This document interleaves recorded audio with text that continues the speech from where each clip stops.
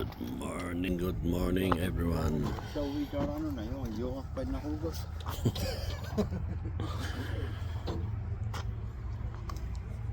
Ano naman, trabaho na naman kami. Ayaw mabuksan. Katatapos ko lang kahapon nag-weld. So, tutulak yan. Wala pa yung mga ibang contractor. Wala pa yun ha?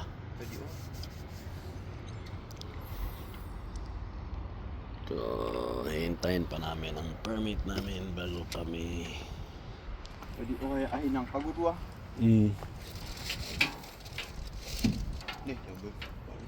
Init na ngayon. So now mag-prepare kami ng aking gamit. So bago ang lahat is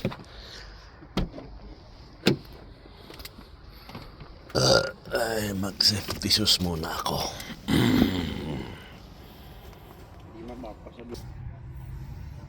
Yan, full battle na tayo. Oh. Ay tinangkat pa dua mumbre pati.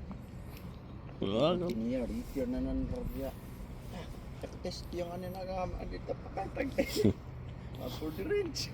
Lawan, mabiyahin na eh.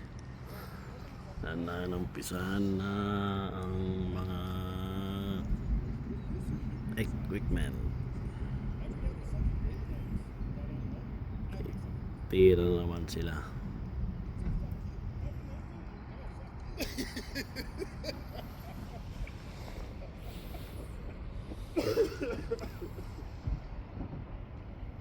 Vietnamese farmer. Black Vietnamese farmer. Are you a farmer or what? See, I don't know what you did to me. I did not But do anything to you. How to remove the notification? I'm keep receiving notification in the middle of the night. What the fuck, Jesse? What? Don't you sleep? I was sleeping. When I went home, I sleep 12. Last night, 12. How can I get a video notification at 12 or 1 a.m. in the morning? I don't know why you are opening Yo! parang diretso. Hey, fuck you! True! After this, hindi ko alam kung di sinabi, hindi ko natanong kung doon pa sa gilid yung isa o dito sa gilid. Diyan na yung aming katuwang na bakho.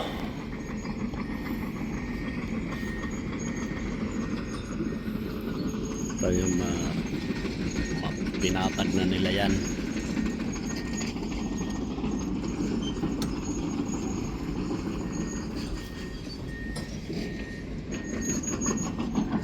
Ang luwang ng lupain nila. Bigay na lang kaya nila sa akin to. Pero habang naghihintay, magpapaaraw muna tayo para may vitamin D.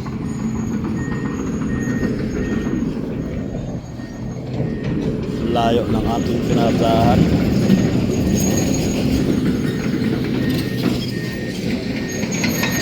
Hindi makita yung aking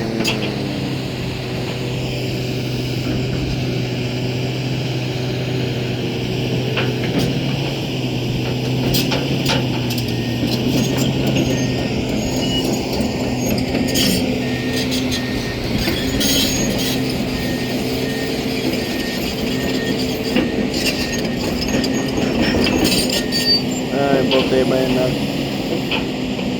maglagay ng tubig para di alikabok maalikabok. Lagyan ng tubig yung dinadaanan ng mga equipment.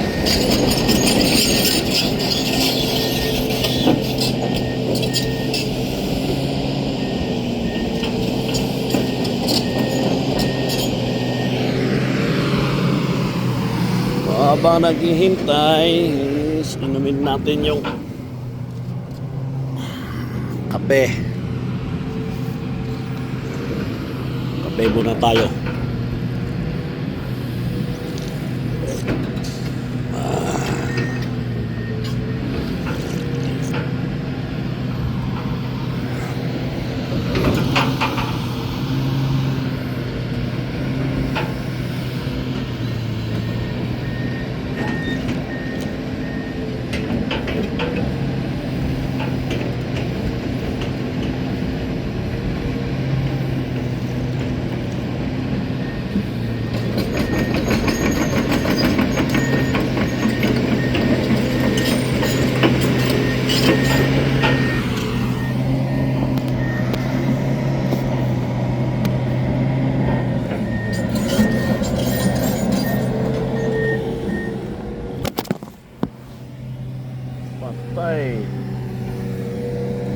mahulog.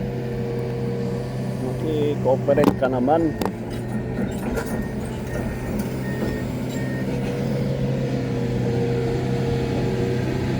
Ayos na yung kanyang paradahan. Dahil mamaya, siya naman ang magtrabaho.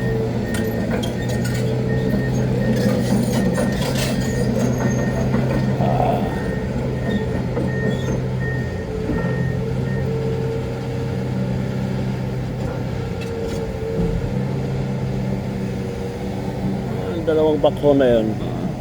Akala ko nagsabay. Wala makasunod.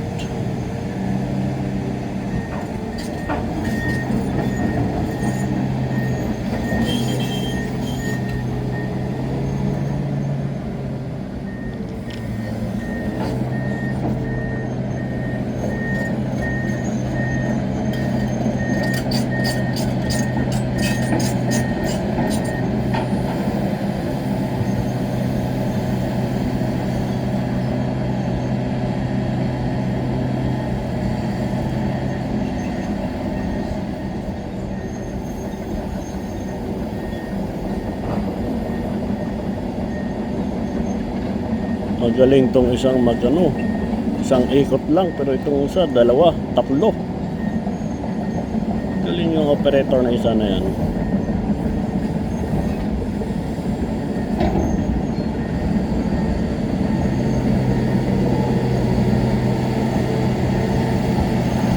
Ayan yung bata na dating operator siyang gumamit, nag-operate dito.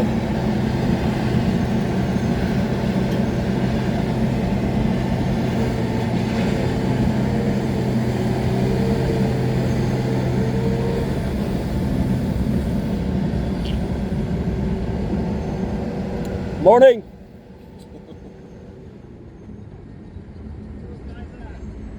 Good.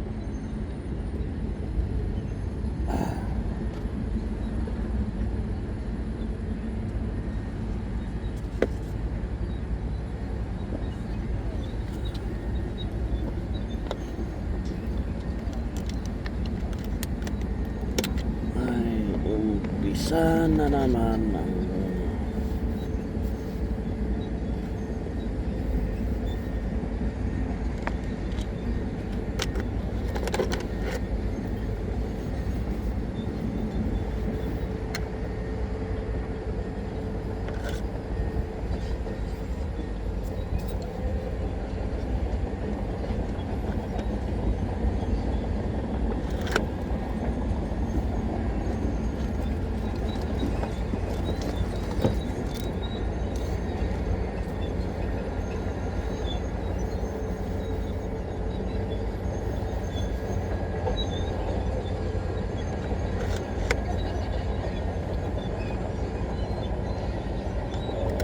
guys.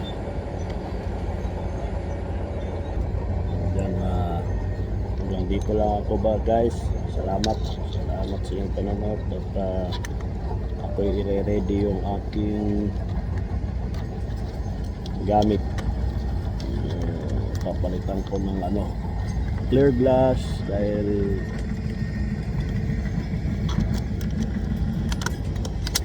malabo na. Kailangan gawin natin clear na clear. Ingat tayong lahat guys. Salamat sa inyong panonood.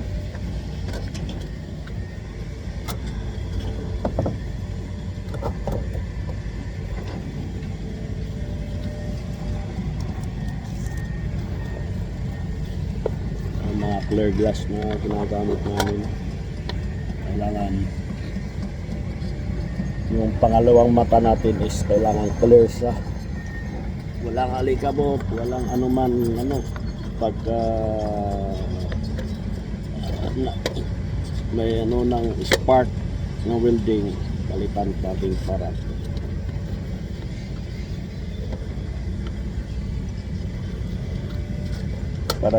paggamitin